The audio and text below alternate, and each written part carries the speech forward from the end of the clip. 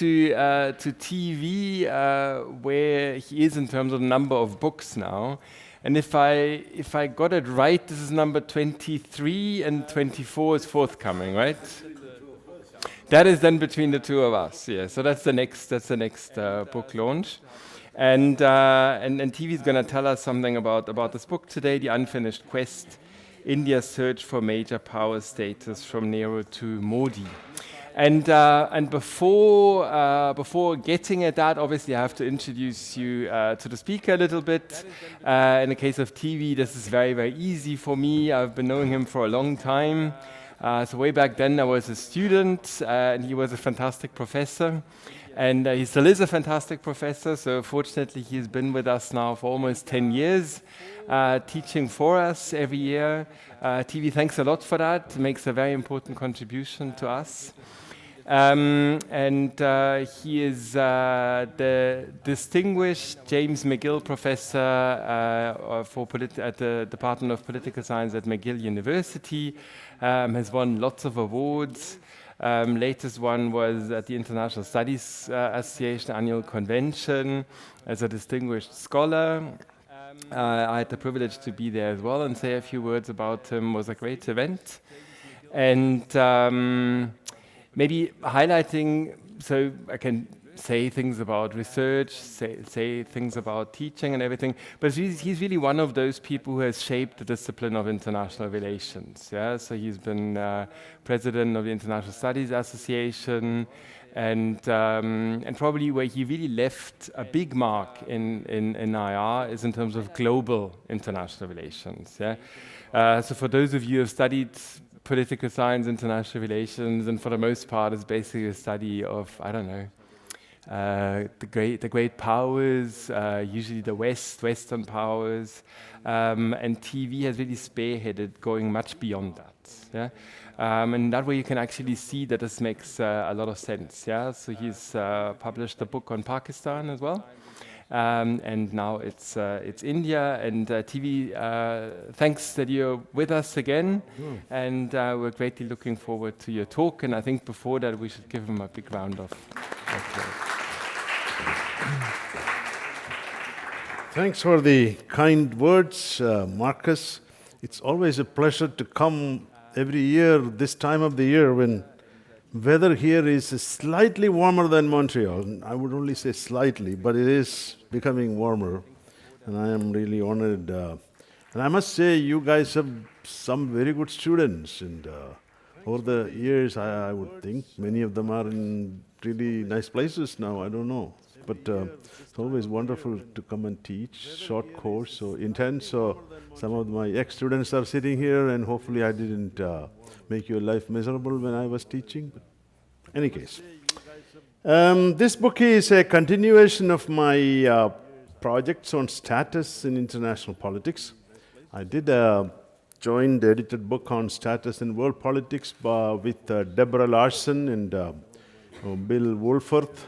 That was 2014, and that got a lot of attention. In fact, a whole series of theses and books have come out since then.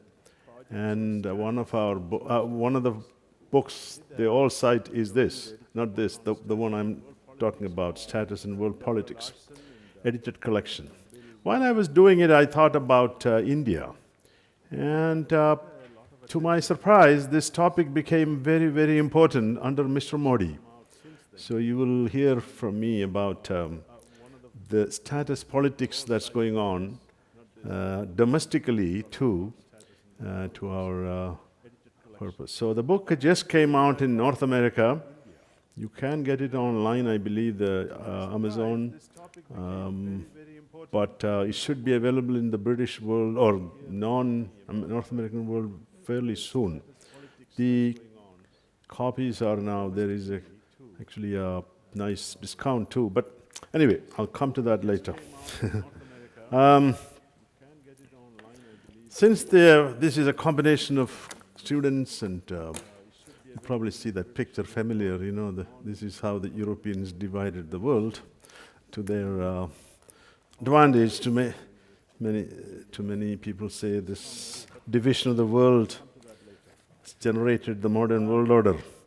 After 5 decades as what you call an aspirational power, since early 2000, India is viewed as a rising power.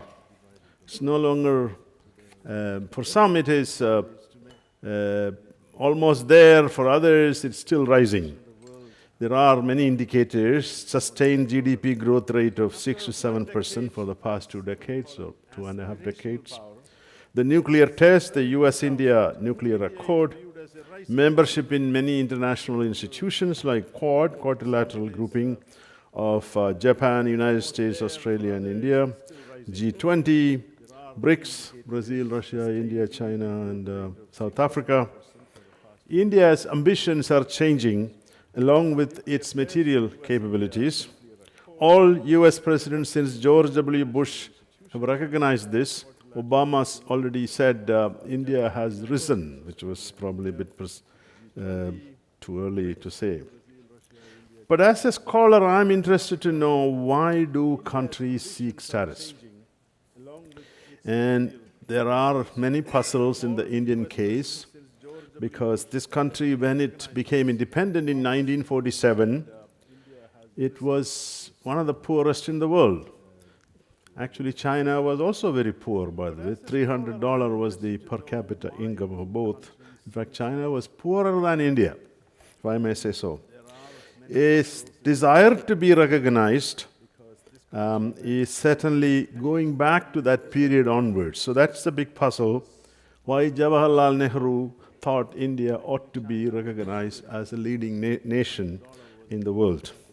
So the recognition was that, yes, India was historically a very important, significant civilizational power or entity. It was never a power in the sense, unless you include the Mughal period as the last one, it was a power.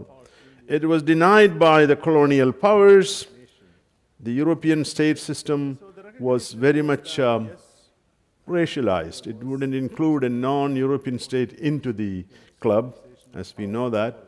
This city is where the Congress of Vienna was held, and then the Ottoman Turks were not included in that meeting, as far as I know. But it just shows how difficult it was for a non-European state to enter this club.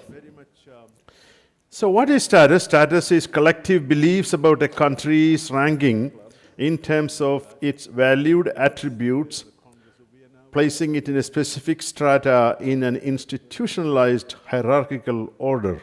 Too long, I guess.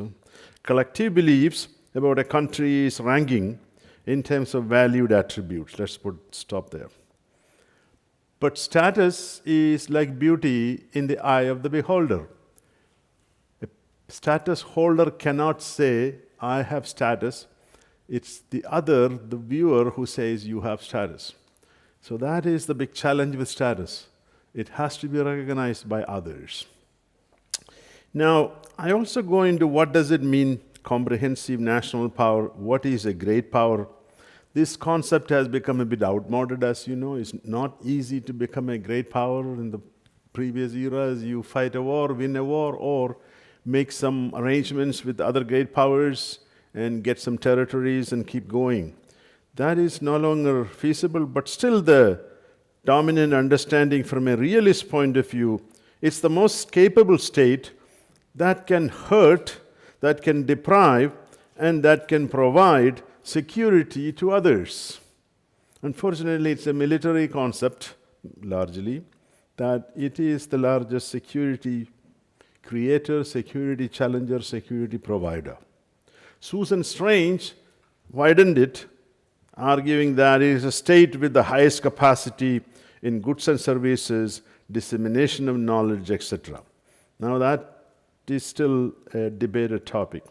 But whatever it is, I think there has to be some comprehensive national power that a state should have in order to call a true major power, even if it's not properly recognized. That includes hard power, military power, economic power, technological power, demographic power.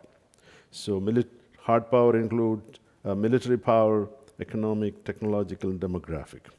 Then you need soft power, which are these non-coercive power, which are not easy to measure often. And that can include normative position in the world system, leadership in international organization, culture, state capacity, strategy and diplomacy, effective national leadership, etc. And so it is the power of attraction that really institutionalizes your status. It's not just the Americans have the most bombs, there is something about America that people are attracted to. It's changing a little bit, but the point is, you go to their graduate schools, you go to their universities, you go to their corporations, you want to be part of an American citizen. I mean, not everybody, but many. And there is something attractive despite all its challenges, which we know. So, this mechanism for status push is a big challenge, and the notion of great power is probably outdated, partly because a great power needs sphere of influence, which means secondary states should say, okay, we recognize you. Your Monroe Doctrine is recognized as you are the chief guy in this territory. They may not say outwardly, but they recognize it in a kind of way that people think, yes, that is the case. And why sphere of influence is difficult in the olden days? It was conquest. It was also through treaty making, whatnot, among great powers. Today, the secondary states have a lot of nationalism. They are not going to just give up easily. I mean, you're witnessing in Ukraine already. Military gains are very difficult to get recognized. In other words, you can conquer portions of a territory, but the world won't recognize it easily. As we know that, the Russian annexation of Crimea, as far as I know, only recognized by 3 states so far. Not even China has recognized it. So, even though it has historically been part of Russia, some say. So now, countries are using different techniques. Social identity theory that Deborah Larson and others brought out, talk about. You try to emulate others successfully. You compete using the social competition, trying to outdo others, social creativity, pushing a new criteria for membership. So, I argue that India's non-aligned policy was one of those social creative policy which didn't work, which worked for a period, but definitely not going to make you great power with that. So, then the question is, why do countries seek status? What is so great about it?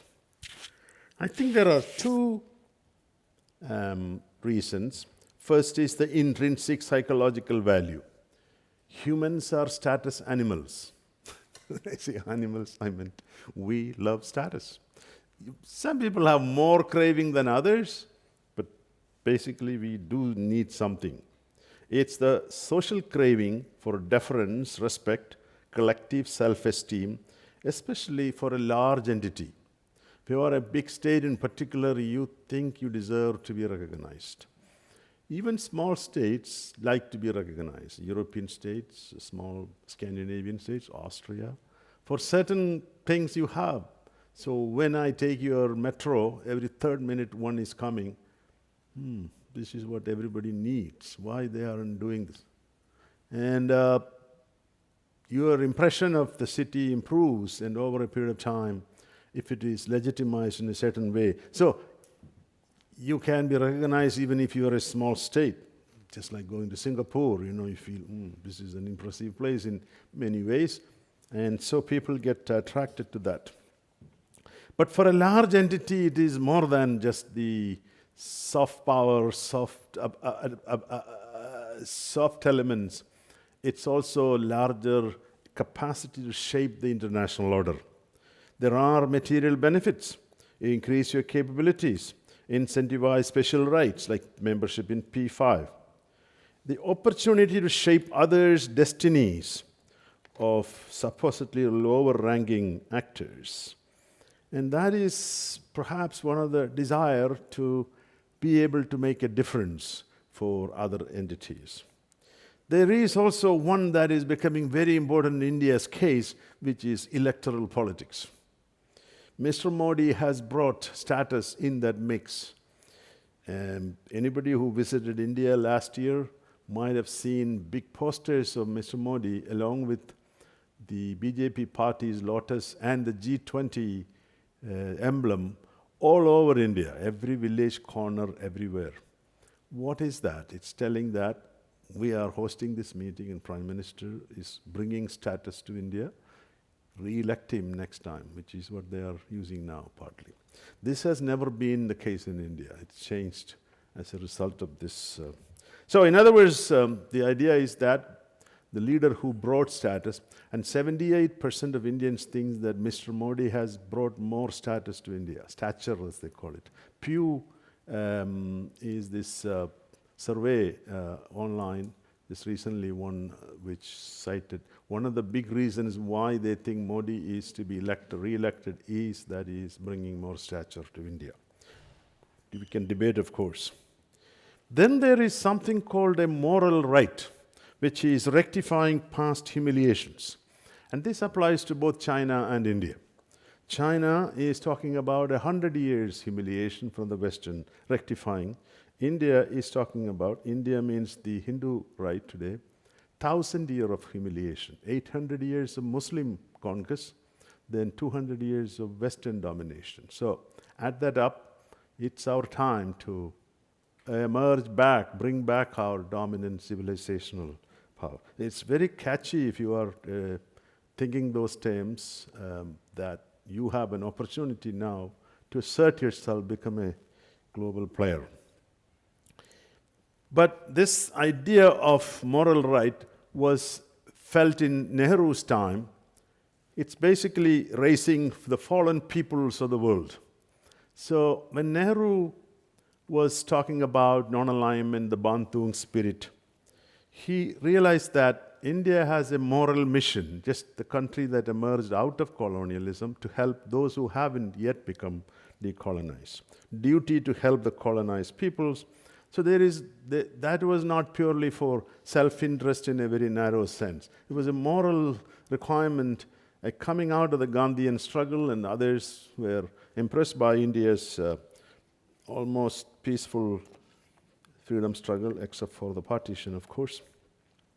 So then you have this idea of civilizational base, which is actually now becoming very important in the Indian discourse.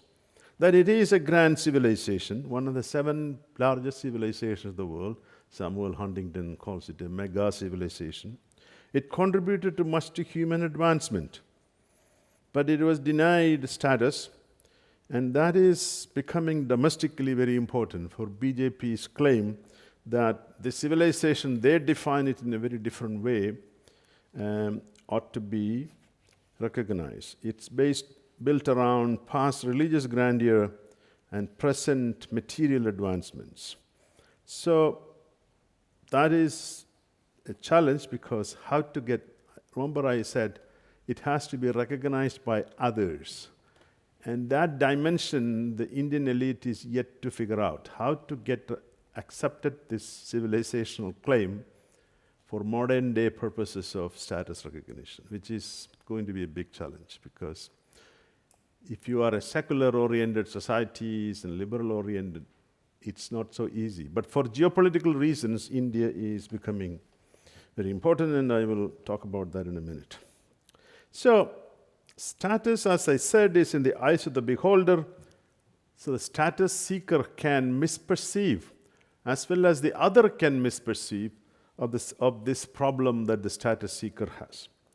Status seeker may think it has more status than it actually has, or the other could think this one doesn't have status, it's just a lot of pompous talk. So it's both ascribed and aspired. This is very important. It's ascribed and aspired. If there is a big discrepancy, you can end up in violent conflicts. Nationalism, internal violence too. Internal violence, we have witnessed in this continent, is often against minorities who they think are fifth columnists. I don't need to tell you what that was that did for Germany or other countries. And so, as capabilities increase, states expect higher status. Established powers don't often accommodate. China and Russia status Russia for status reason, Japan and Germany in the 1930s, before that too. Actually, Germany much before that. Established groups are often reluctant to admit new members, and you may wonder why. In fact, sociologists say this is a problem in many layers of status politics, status situations. Class, the aristocratic class don't want the lower class there. Caste, the Brahminical caste is not interested in the lower caste to get any recognition. Race, you don't want me to say much more. There is clear problem of racial recognition. Gender, okay, again, on a daily basis we see the difficulties women face because of status of certain groups of male status. It's a club good, which means you are in the club or outside. It's a positional good too, but that is what is. And the other big problem is editing phenomenon. In fact, I'm drawing from sociology literature. Dominant groups edit out history or the cultural importance of other groups. And this is not just externally. All the categories I mentioned, class, caste, race, gender, editing happens. The American history textbooks probably don't talk a lot about the contribution of the blacks in American society. Slowly changing a little bit. Same goes for women's contribution.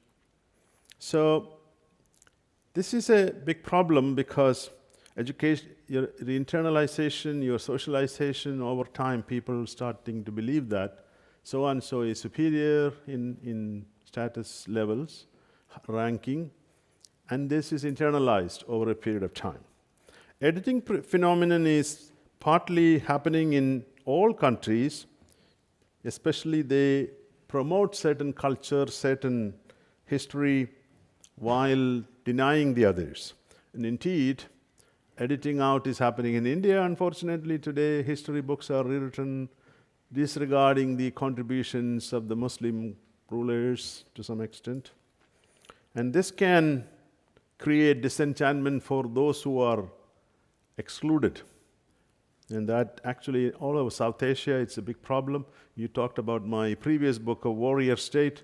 The Pakistani textbooks really apparently don't mention India had a Hindu civilization too, and that Pakistan was a Buddhist country. Or the whole place was Buddhism. By the way, the entire subcontinent was Buddhist at some point before Hinduism came back. And this is a big challenge in Western countries too, because I don't need to tell you, in fact, this was a discussion point in my class today, that how much history you are taught about China. That was a topic, and there was almost everybody is zero. People come from different countries, which is interesting. Probably same for India.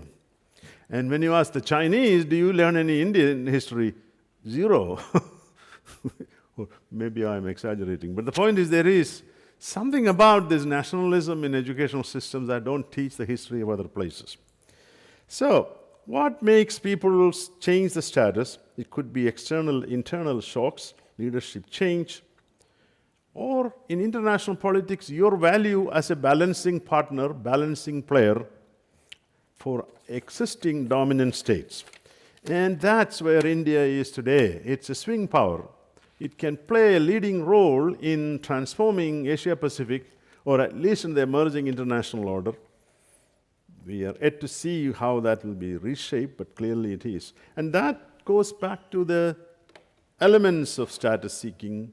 So many are actually connected to power, resource of power, but is how you can use it for status too. Military, economic, technology. And it is supposedly the third largest military power by this group, firepower ranking.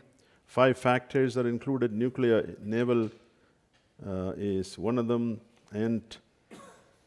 But it is constrained by one factor, which is often not recognized. Size-wise, it is big, but the majority of the forces are concentrated on 2 active fronts on the northern Pakistan and China.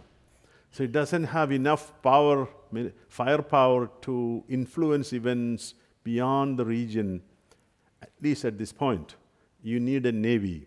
And India has not spent much on the navy yet. It's spending, increasing.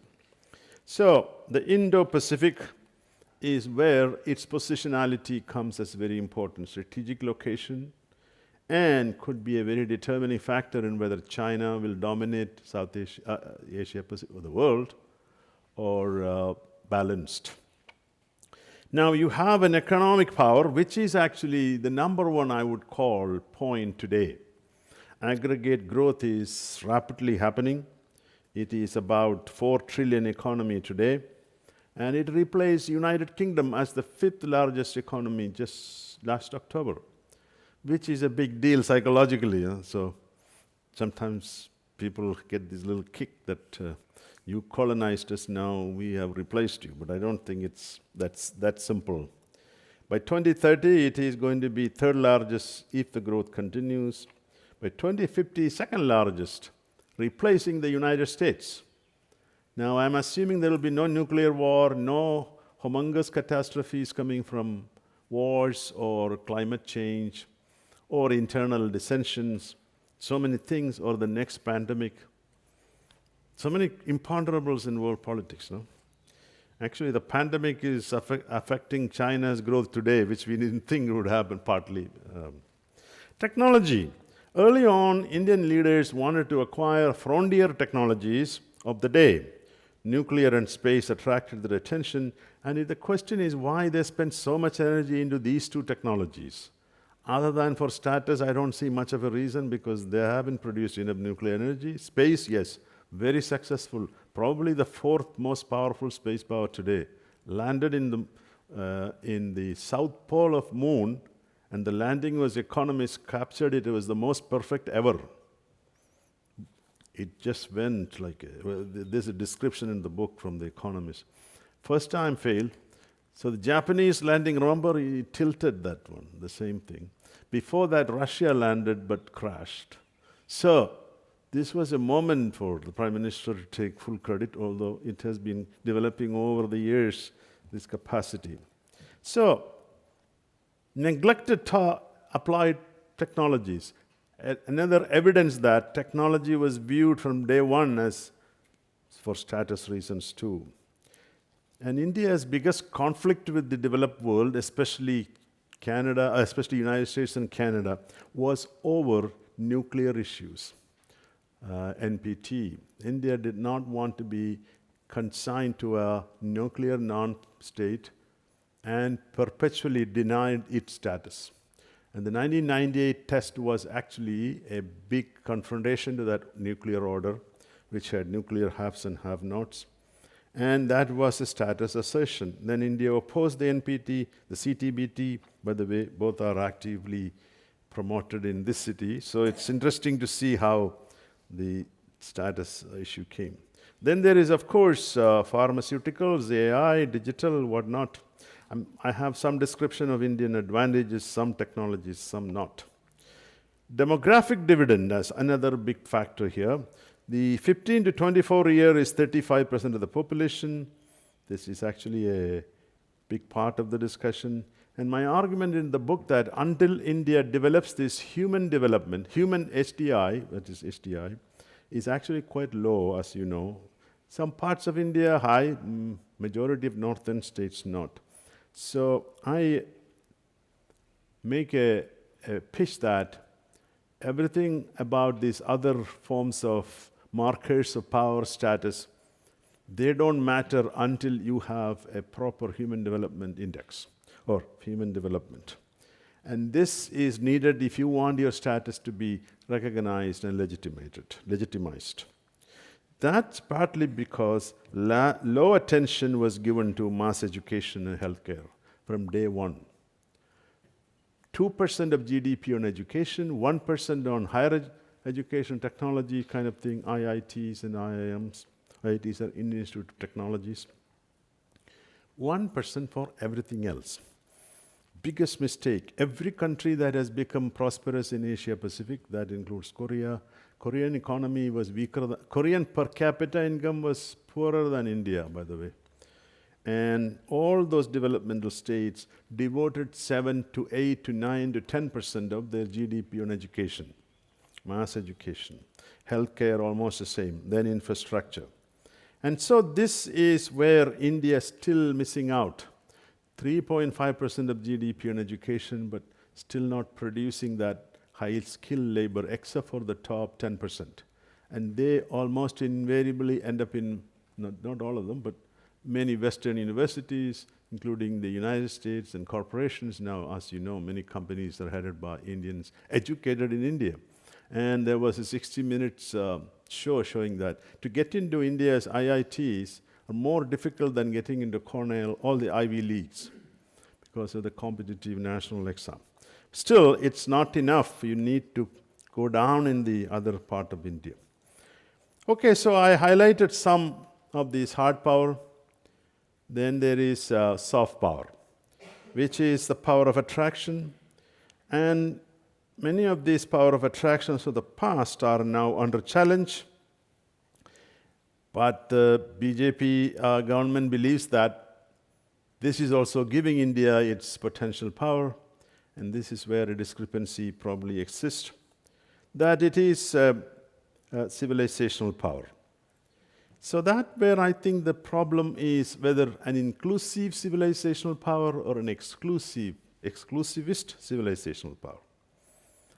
Gandhi's biggest success was, and Nehru's too, that they were able to create an inclusivist idea, an Indian nation based on inclusivity. But the current discussion is about a Hindu-dominated, Hindu means 80% of the population, dominated civilization.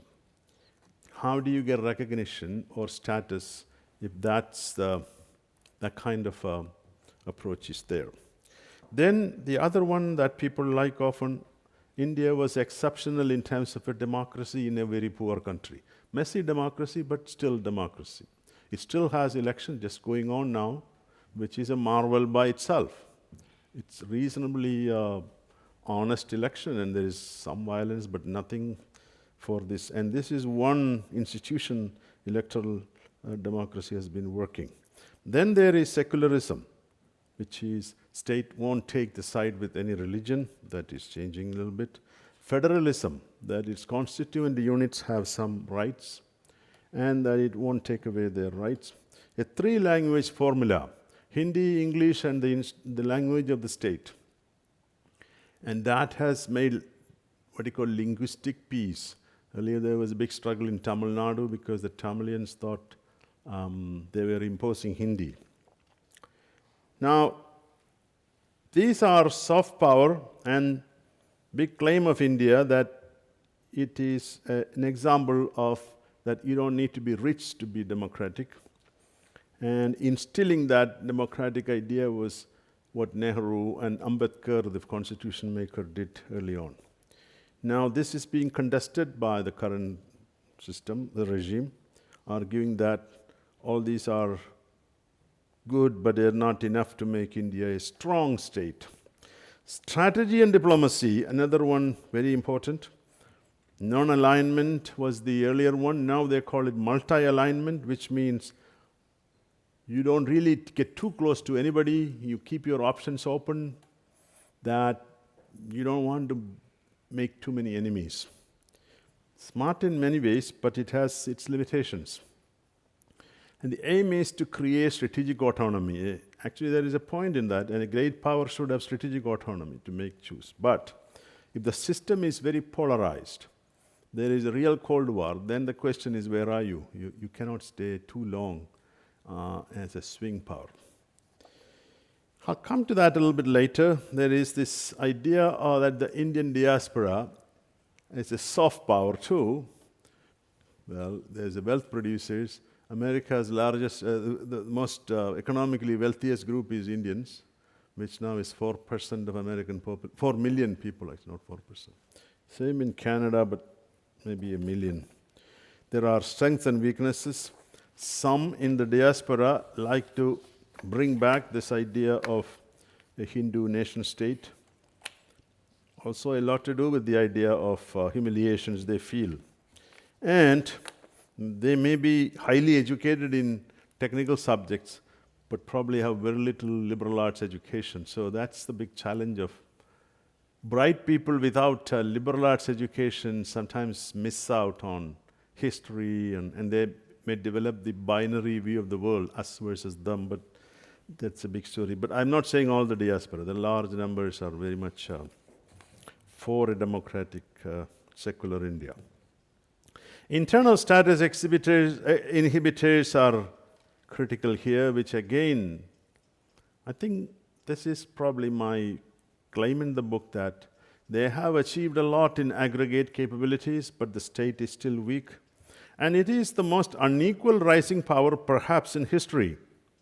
Of course, you have the structural caste gender inequalities, and these are policies around addressing adequately. In 2022, 119 billionaires in India held 40% of the wealth, bottom 50%, 2.8%, top 10, 57% of the wealth. So last year, the biggest billionaires in Asia, in the world, were from Mumbai. Second was Shanghai, and I think New Delhi was fourth or fifth. It's a big problem that today many billionaires are emerging in India, in the liberalized, but it's very slow trickling down. The wealthy is very happy to keep it, as in everywhere. As a result, you have a huge youth unemployment, and they are migrating into the rest of the world, creating the diaspora. And it may have a lot to do with the fact that it already has got the social inequalities, and that the liberalization, neoliberal ideas, and the desire for aggregate growth often is producing this kind of situation. So we need to think about inclusive development. Actually, Mr. Modi has done a little bit, but it's still a long way to go. In the absence of a developmental state idea, as I mentioned, and of course the democratic backslide, religious nationalism, etc., are creating challenges to the soft power. But internal problems are not alone in this status problem, which often the literature doesn't really take care of. This is where, again, I think, as an IR person, I make a contribution. That is, latecomer has a great trouble entering this system. India is unfortunately a latecomer into the international order. So, in San Francisco in 1945, when the last time the great powers created the UN Security Council, India was not in it because it was freedom struggle going on. Most of the leaders were in jail. The British opposed vehemently, but they included China. Although I told you China's per capita income was the same, China's importance was probably a little higher for the Western countries, but 2.5 million Indians fought for Allied powers. Many died in European theater, Middle East, Far East, whatnot. Yet, it was excluded. This is a contentious topic. Why, at that time, they couldn't push hard? Even though there were some sympathetic voices from Australia to Canada to Mrs. Roosevelt, I don't know, but clearly it was not successful. So, India's primary challengers today is China, and I will talk about that in a minute, the China challenge. India has been successful in gaining a partial accommodation from United States. Clinton dehyphenated Pakistan and India, status dehyphenation. Bush got out of India out of nuclear apartheid, which was a major accommodation, giving India a nuclear status, de facto nuclear status, without signing the NPT. Obama explicitly recognized India as a rising power. So Biden continued this trend, criticizing a little bit on the domestic policies or Russia policy, but no major military and economic sanctions on India as a result. Because it is a geopolitical necessity to have at least one significant player in Asia Pacific. So some say India is in a sweet spot. Swing power can play up to a point. Others, UK, France, Germany, Japan, all have befriended India, European Union in particular. And India is now becoming a major part of the Asia-Pacific and Indo-Pacific balancing game. So, China challenge needs to be discussed more. Acceptance of other great powers is a necessary condition for recognition. If you look at the European history, it's when the other powers recognize you, usually as a result of war and post-war settlement. And here you have huge discrepancy. China does not treat India as a status equivalent. Often that's the problem because they don't want a second power in Asia, Indo-Pacific. They want to remain the dominant. They are hoping for United States' role in China, in Indo-Pacific. Why would you recognize India? So, this perceptual discrepancy began in the late 50s, after the war in particular. I also argue that sinologists have bought this idea, American sinologists, Western sinologists. They don't really give India much of a role in their writings. So the historical dimension is, of course, the US-China rapprochement was at the cost of India's security to a great extent. There's a major reason for that, but that really was big transition. And then, of course, China refuses India's any sphere of influence, now increasingly inserting itself into South Asia. And as a result, status sharing is happening. China is the biggest aid donor of many South Asian small states. It's also a co-challenger to India along with Pakistan. And the status humiliation in the 62 war is continuing. But the material deficiencies are still big between China and India. It's almost 1 to 5. And China has done extremely well in infrastructure compared to India. But one thing people often forget is when China was recognized as a great power, it was nowhere near any of the other great powers. So it's not necessary you have to have equal capabilities. Today's world also, Russia doesn't have the capabilities except for some areas. But in the perceptions of others, the immediate question is how close are you to China? And that is a big challenge for India to overcome. So it has many advantages, as I mentioned. It is now starting to spend a bit more on Navy. It's in the mouth of the Malacca Strait, which is where China could really have a struggle if there is a war, because you have to go through this narrow strait to enter the Indian Ocean from the Pacific, vice versa. So despite this competition, they also have cooperation in some areas, and indeed more cooperation before Xi Jinping's arrival. So BRICS was one of them, SCO, but India has not joined BRI or CPEC or RCEP, all those trade deals. The territorial challenge is becoming rather more pronounced today. There are several conflicts in pockets, Doklam, Ladakh, and a salami slicing strategy that China is pursuing today. You have two ambitious leaders, Xi and Modi. It could escalate. So co-sharing of status, how do you do that? It's a big challenge.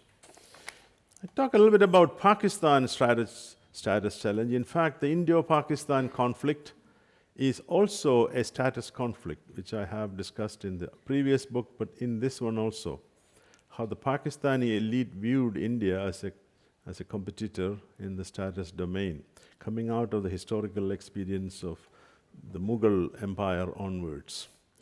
And so, but that has now become less prominent because Pakistan has not been successful in catching up with India economically or even militarily, except in the nuclear realm where Pakistan has more nuclear weapons than India has apparently.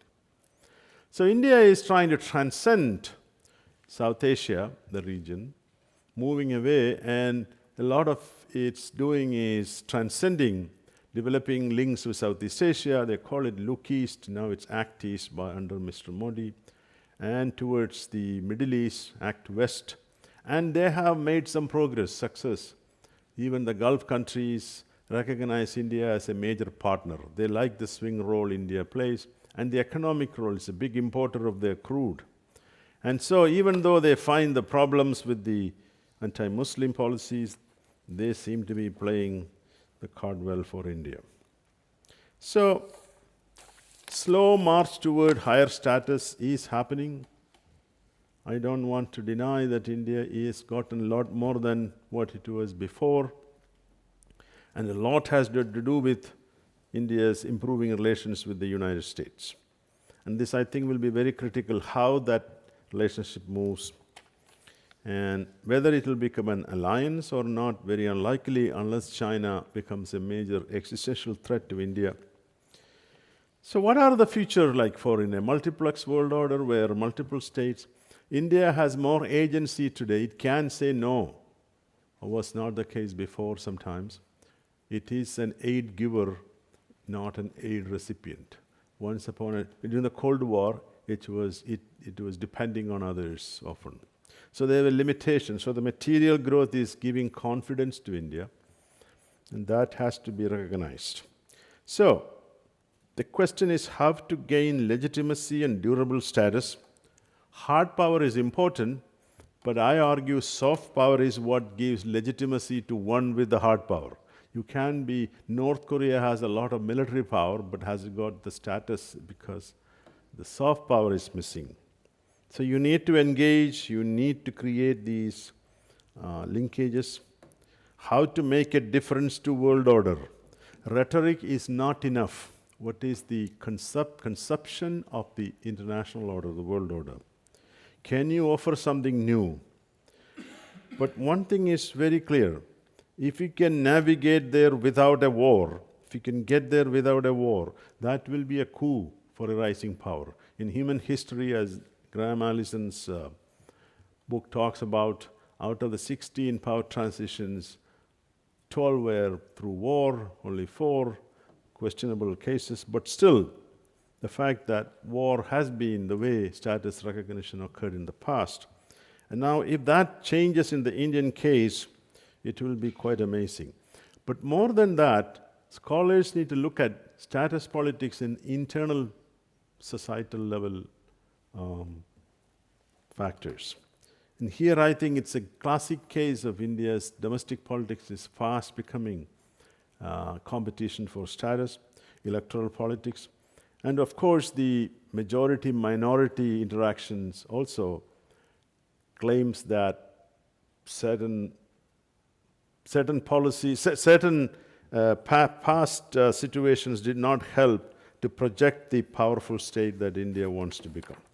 So I will stop there and take some questions. These are the chapters. Some of you already saw the book, I think. It's a comprehensive, historical, sociological, and there is your booking order ahead with a nice discount. Thank you very much. Thank you.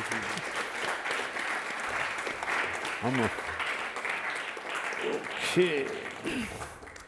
Thanks very much. There's a lot on the table now. So there's conceptual issues about status. There's obviously the case of India. There's great power politics. So the kind of world in which we live in now. So whatever kind of questions you have, ask. And since you are usually a rather active lot, I'm going to bundle always 3 questions at a time. And I need an assistant who's going to run around with the microphone. Hamza, is that okay? Yeah. Thank you. Thanks. Then Sean, I'm going to start with you. Yeah. Switch it on. Yes. Hello. Hey. Perfect. Yes. Thank you for your talk and for your presentation on your new book.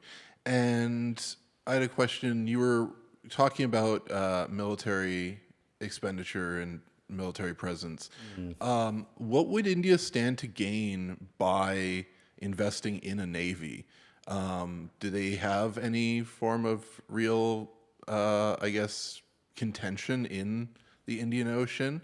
I could see on their more to their west coast having contention with certain African states, but largely they're kept out of like the South China Sea, not by China, but because of Singapore and the division of the land border that is Malaysia and Indonesia. So that's the TV, I'm Oh, gonna it's okay, bundle, sorry, because sorry. otherwise, sorry, That because would otherwise be we're gonna, very Leander, yeah. Always three. Hello. Hi. I'm Leander Krenzle from the MICE 2 program. I was in your class. Thank you for your presentation and your book. I was wondering about the religious nationalism you're referring to, which is also right now in the election period, again, surfacing a lot. I was wondering how this is affecting external relations to predominantly Muslim countries, especially Saudi Arabia and the Emirates that are now included in the expansion of BRICS. And related to this, how is India positioning itself within the current Israel-Hamas war, especially since Israel has been a great provider of military equipment to India? Good question. Thank you. Thank you. Yes, please. No, sorry, then that's okay. The next is easier. Yes, sorry. Next. Thank you, sorry. Hi, Professor. Great seeing you again. My name is Maximilian. I also took your course last year. A bit of a random question, but regarding status, how do you think Western politicians with an Indian heritage, one thinks of Rishi Sunak or Nikki Haley, how do those reflect, either in a positive or a negative way, the status of India, and how could they shape the relationship between great nations and India in the future? Thank you. Thank you. Okay. So there we Oh, go. three very different questions. The value of a navy. Without a navy, you are never going to be a great power. The navy is that takes you from your immediate neighborhood to the rest of the world. So historically, who became great powers, except in some European landlocked countries, but remember Germany wanted to become a naval power purely for contesting the great powers of the day.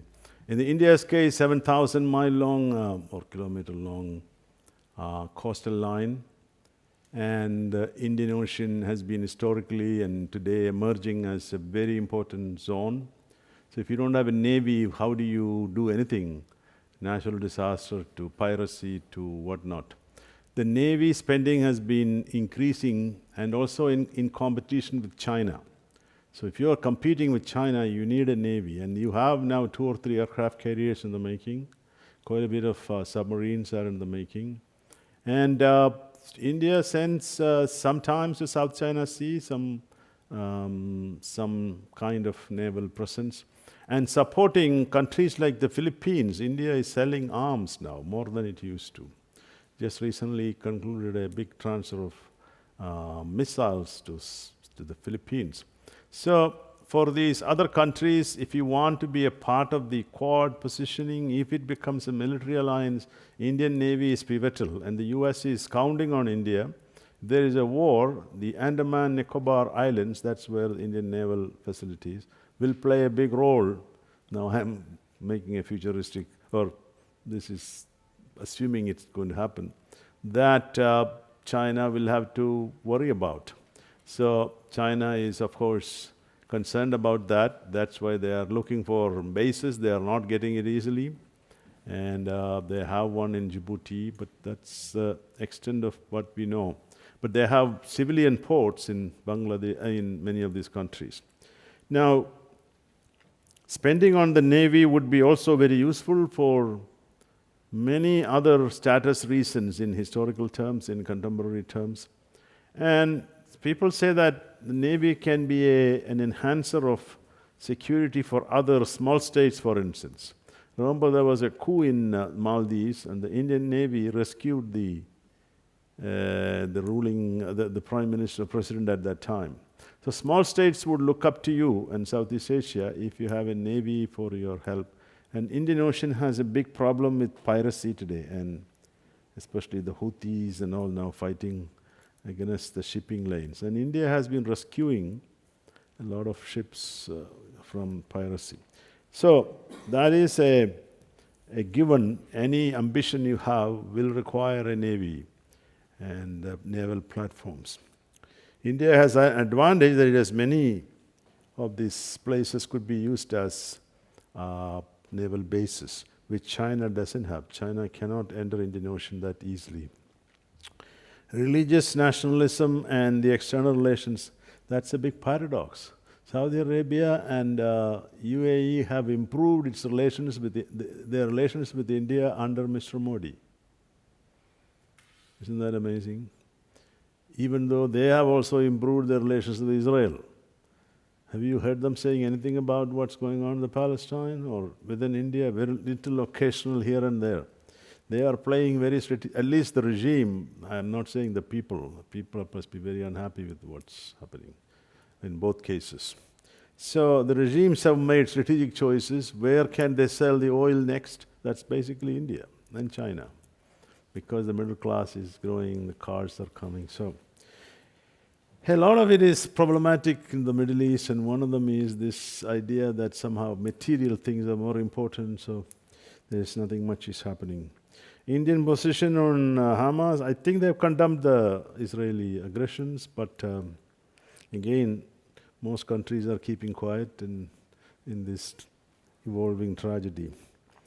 Western politicians with Indian heritage, well, the Indian nationalists use that a lot in the saying that we have now. British Prime Minister, Irish Prime Minister, Portuguese Prime Minister. There was a time when at least 5 island states in the Caribbean were led by Indian origin. These were the labor class that British brought as workers before. So this is used in the domestic discussion, and Kamala Harris, of course. But the problem with that is, many of these people are not going to be very pro-India. Kamala Harris is not pro-BJP as far as we know. She's actually appalled by what's going on. So, Rishi Sunak may be a little bit sympathetic. I don't think the Portuguese guy did anything good for India. So, it's not clear whether that has a big element of utility, but maybe psychologically that, well, you could add the 7 or 8 major corporations are headed by Indians, educated in Indian institutions, okay, people with an accent. So I have a possibility then. So these people who come to United States, do their PhDs or at Ivy Leagues, and show extraordinary skills in developing new technology. I'm talking about Google to Alphabet, Microsoft. 7 or 8 companies today, and that has been happening. And they have brought new technology and wealth to these companies, so they like them, the corporate world. This is actually a status change for the average Indian who become educated and technically skilled. But is that happening in the larger society? I don't know. It all depends how you look at it. Diaspora power is there, but it is a challenge to see how that improves what's happening within India. See, it's okay, these people are doing good outside, but back home, what are they doing? Or are the technocrats, the technology people doing much to help India beyond pockets of excellence? So it's a very interesting question, yeah. Western politicians, I already answered, that's it. Then we have, we're going to move to the next part. Yes, sorry, because Katharina, yeah. Well, thank you very much for your presentation. I have a question regarding the multi-alignment. You mentioned also under India's status markers. And in this, combined, you also mentioned the latecomer problem and that some established groups are often reluctant to admit new members. And my question here would be, how can challenges arising from that, like when they're reluctant to admit new members, how can this be overcome? Or in turn, if it should, or if countries should focus more on forming or investing in new forms of international cooperation that might reflect the current circumstances better. So that latter part is, oh, sorry. Yeah, sorry. No, I'm so excited about the questions. No. Ido, yeah. Thank you. Ido, and I'm the Fulbright visiting professor here at the Academy. You amply acknowledge at the beginning of your talk, and I suppose in the book too, that status is essentially like an intersubjective concept, that you don't gain status by declaring it, but there has to be a recognition, acknowledgement by other nations, leaders of that status. And yet it seems to me you said relatively little about it in your talk. Has there been a change, perhaps over time, that can be detected through whether it is diplomatic document or in the general culture, novels published in other countries dealing with India, or generally the question of recognition from the outside and how it might have evolved, changed over time? Thank you. Thank you. And one more question in that bundle. There's going to be another one. Yeah. Hi, name's Adrian. The past years, we have seen that India has been courted by many Western nations, for example, by the US and France and many more in big state receptions and dinners with lots of publicity. Some have said that this is a bit cynical by Western democracies, that they are giving support to Modi with this, who is a figure they should not be supporting, given his domestic politics and his jingoist nationalism and so on. Do you think in the midterm the getting closer of the Western nations to India will influence Modi in a positive way or in a negative way? Will it restrain him or embolden him even further? Thank you. We have three questions. Then we can do one more in that bundle. That'll be four, but that's fine. Is that we are? No, I'm okay. Was it already three? Sorry, my mistake. No, that's fine. TV, you. Multi-alignment, what can you do? Yeah, it is creation of new institutions is what they are actually trying through the BRICS G20, because the existing institutions won't adapt easily. There are many stakeholders and they veto. China in particular, or even the regional states, don't want newcomers with the veto privileges. So they are trying to create these new institutions. Some argue that maybe G20 may be the way to go to avoid the next round, but then the Security Council is still there. When there is a war, conflict, where do you go? Security Council. General Assembly occasionally makes also an impact. So they are trying all these other means. But if you read the Foreign Minister Jaishankar's recent statement, it is an aberration that India is not in the Security Council, that it should be, that 1/5 of humanity is kept aside of this institution. So there are other ways too. One is veto power, vetoing global agreements, climate change or trade. India has been a veto player. You need India's support to sign anything on climate change, anything on trade. So that veto power gives some level of power, but it has limitations, because climate change is bad for India more than anybody else, given the situation. So there are some forms of influence, but it is creating a discrepancy as your material power increases, but you're not in this key decision-making unit, that is the Security Council. And of course, the nuclear suppliers grip. Multi-alignment is a strategy. It has got a value in the context of diplomacy as well as keeping your options open, hedging situation. Because you have traditional relationship with Russia, sorry, and you have new partners, and you don't want to put all your eggs into the Western camp, and the United States in the past never treated India with status and respect. During the Cold War, Indian leaders were received very warmly in Moscow. The Russian leaders will come to the airport to receive prime ministers of India, whereas none, maybe in Nehru's time once. Usually they send an assistant secretary of state. And Moscow would be full of Indian flags. And so the Russians knew how to play this. Indians always leaders in particular liked respect. Every leader wants to be respected. And the Russians knew that because it treated as the leader of the global South countries, whereas United States looked at it differently. So that is a reason why, well, the Russia, nobody has asked the question why they haven't opposed Russia so strongly. Is it cynical? To some extent, but it is also a historical memory. 7 times Russia vetoed, the Soviet Union vetoed UN Security Council resolutions against India. Some of them were sponsored by US and Western countries. And it was a big supporter during the 71 war. Without that, India wouldn't have won Bangladesh liberation. So does that mean what it is doing today is recognized? I think they're very uncomfortable with the Ukraine war, but they're also, like other global South countries, keeping low profile. And they are buying oil and then exporting it, refined oil, to Europe, I believe. It's not like everything is consumed there. There is one more thing which is not mentioned much, which is they want to prevent a China-Russia alignment. If that happens, it will be bad for India. And so this goal is partly the reason why they don't want to alienate Russia too much. But I don't know how far that can go.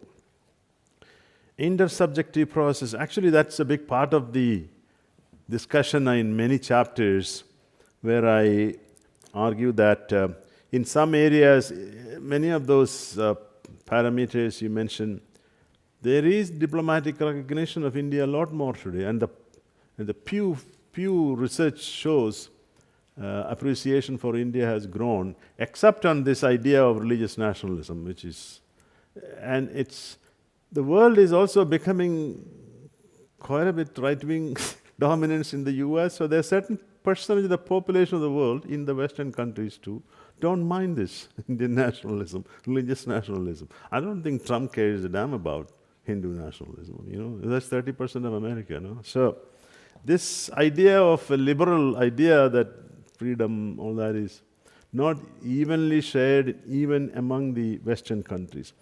But Modi as a person has received immense popularity. He is the most popular world leader today. I mean, that's a lot to do with, of course, Indians who vote in these scenarios in social media and propaganda. But there's something, recognition is there for his achievements in creating infrastructure, economic progress, etc. And the growth rate, by the way, there's no other country with 7% growth. I mean, big country. China is 3% now. So all that is giving a lot of additive power. Now, diplomatic clout is there in some areas. I also think that the Indian culture is, in the globalized era, has become a lot more globalized. I have a lot of discussion about music. You may know that the English literature is dominated by Indian novelists, Indian origin novelists, Indian themes, the diaspora novelists. And then there is cuisine, global impact. Of course, Lebanese cuisine is also global, but that's very different. The book discusses areas where it has done well in globalized world, music to whatnot. But then again, movies. Which one is the number 2 most powerful movie world? That is Bollywood. I had a personal experience in Morocco. I visited there last year and I thought, what do they know about India? The Moroccans were all treating me very nicely because I'm of Indian origin, I guess. I said, why do you think Indians are, Shah Rukh Khan, he's our favorite star. So this is helping India. I don't know whether everywhere, but many Middle Eastern countries, Southeast Asia, this has been an important factor. Even in Russia, by the way. So all that is in intersubjective process. Ups and downs, some areas, tremendous progress, but some areas decline, democratic backslide, one of them. Western countries, that's the final question, I think. You have to distinguish between Western countries with the geopolitical interests. The West is not as liberal as you think. The West is a geopolitical actor too. Who is with us? During the Cold War, the biggest supporter of Pakistan was the West, United States, and the military regime, Zia-ul-Haq. They developed nuclear weapons and the West kept quiet. We know Saudi Arabia has been a friend of the West for so long. So illiberal regimes in the past have been friends with the West, and the Western media often give them a lot of credit for standing with us.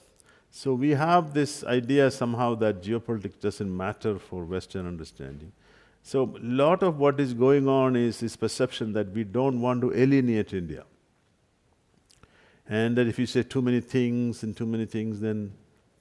And receiving Modi, well, even those Indians who don't support him will find a little pleasure in seeing Indian leader respected in White House. It goes for China too, by the way. Why would Xi Jinping be then received by the American president? You have no choice. This guy is the leader of a massive, powerful state which you need to engage. Unless the West can say that we can ignore them, as Mr. Trump is trying to do, but he won't succeed, you still need to engage these powers if you can influence them at all. So I don't see a big problem in receiving him, but the Western press and all have done some criticism. I think the leaders are reluctant to criticize. Privately they do. But whoever can make some impact on the Indian domestic scene are indeed Western countries and Western media. And this is not easy as there is a lot of restrictions now. Clearly it is an evolving story in progress. I do worry though that once nationalism creeps in, it takes a lot of effort to go back to something better. Nationalism has this enormous capacity to change the minds of... So earlier it was 30% of the population supportive of this idea. Now it is 40% or 45%. We will see this election how many. So a growing number of middle class slowly bought into this idea of great nation based on religious nationalism. Same thing happened in Germany. Remember, Hitler had very little support initially, but it grew. Every nation has this problem, and status is a big part of it. The group feels that we need this powerful leader, powerful ideology to assert in the world and to become an important player.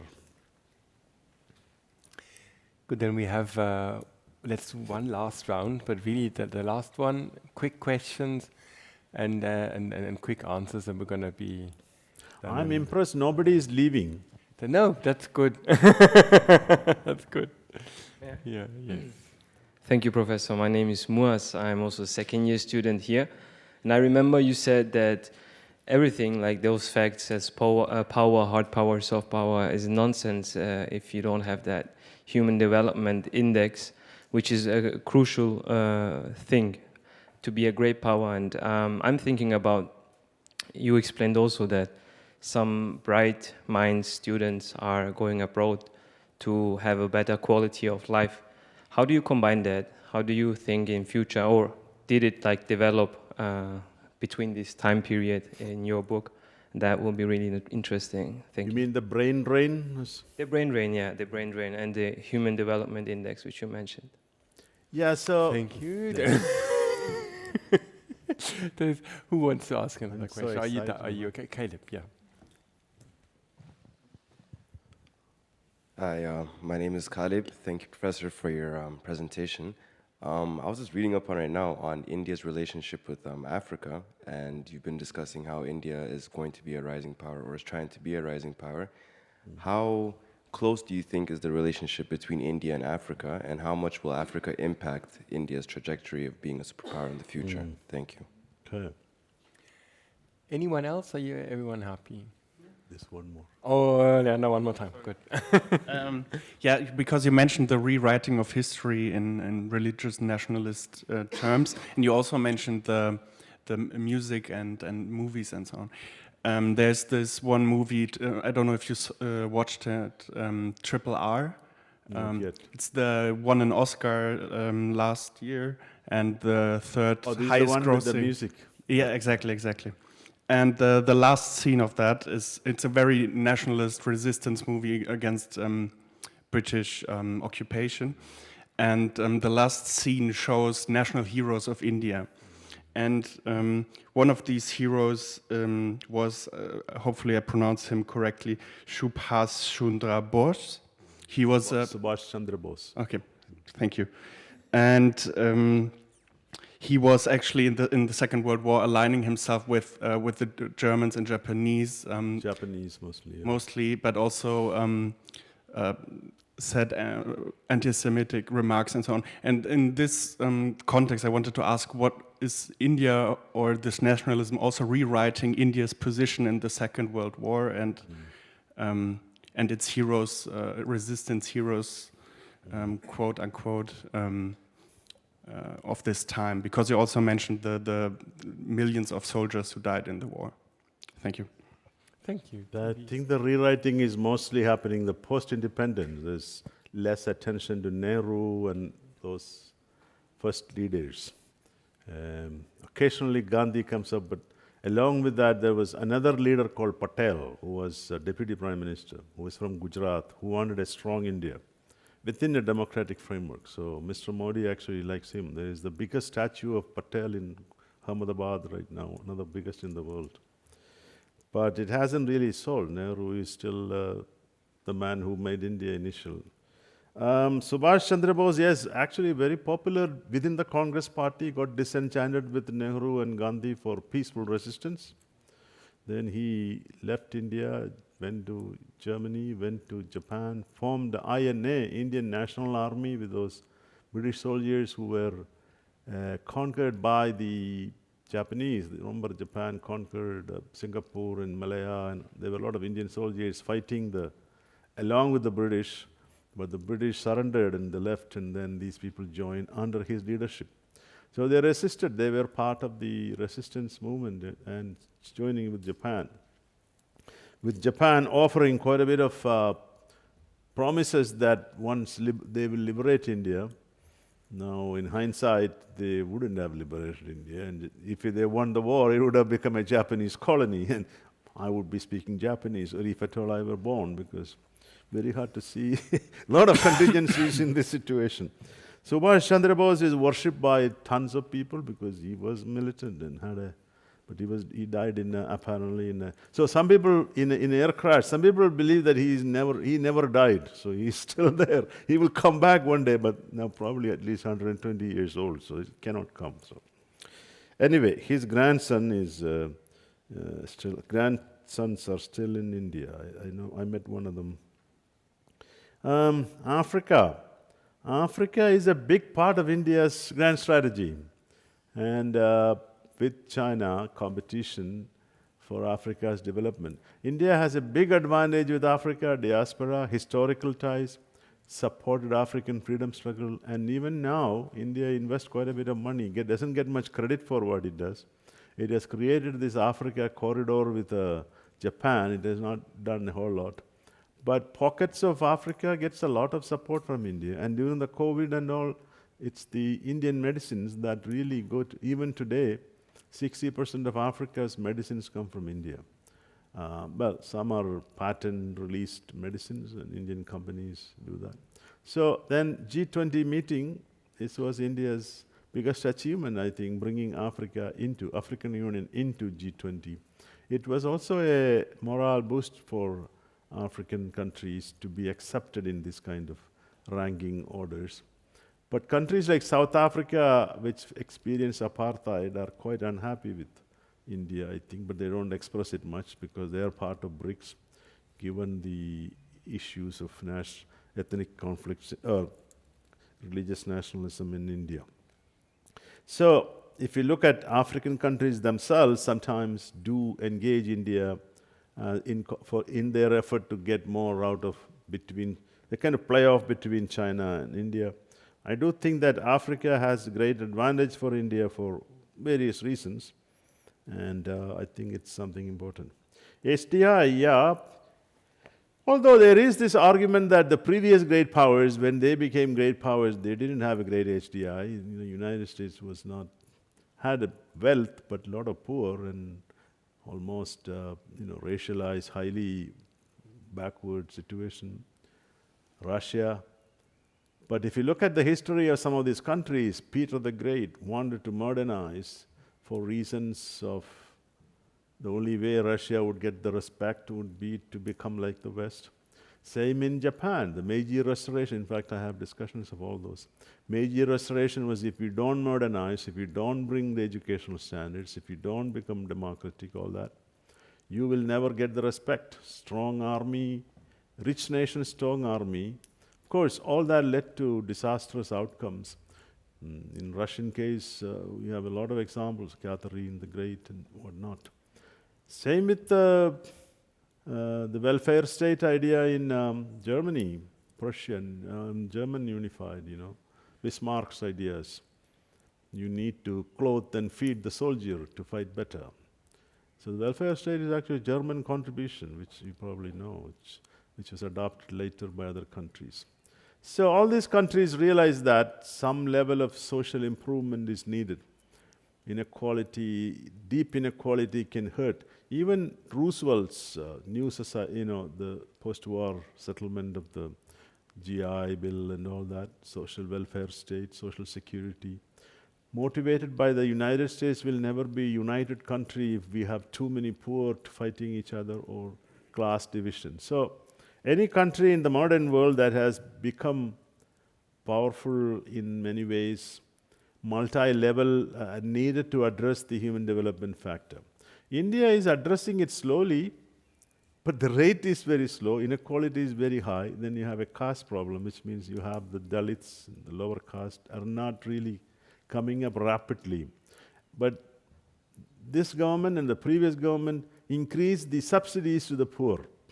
Actually, I question that. It's actually a short-term bomb, give people food and kerosene and gas and all that. And Modi has actually improvised it, direct transfer money to people's banks, which was earlier siphoned off by the bureaucrats. So that's one reason why he's getting a lot of credit from the poor voters. But they need quality education. The children need to go to school, not to farms. The only way India will come out of this is, imagine if the 20%, right now it's about 10% that is really Indians who really do well. Then there's 30%, middle level, okay. You have a large chunk in that bottom.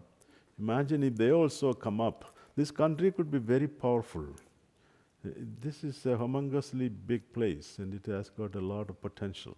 A hardworking many situations. So it's happening, but the trickling down can be slow. So my criticism is that they need to spend more on education, quality education, skill development, and of course, they have the problem.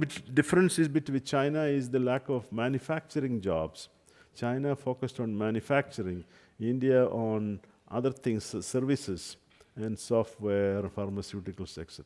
So you need to think of internal market development, which is probably the way it will grow, because it doesn't have that manufacturing urge except in some areas. Although I think Modi is trying to change that too. A lot are happening, but there are constraints on this educational and human development index areas. Doesn't mean that you have to solve all your problems before you get recognition. It's not a welfare state that gets recognized as a great power. But if you're holding the old idea of great power, it's how much military you have, how much economic power, aggregate power you have, how we can influence outcomes. That depends on those hard power sometimes, supported by soft power. But the modern day conception of a power or an important state is one that also solves its domestic problems. Thank you. Then I think we've learned a lot today. Actually, we've learned a lot, I think, about domestic politics in India, a lot about international politics, changing great power competition, and actually third, that the two are really related, so domestic and international. And so then TV, thanks a lot for a great talk and for answering. Nice. I'm for delighted answering all that of our you- questions. Yes. Good questions, yes. Good, thank you.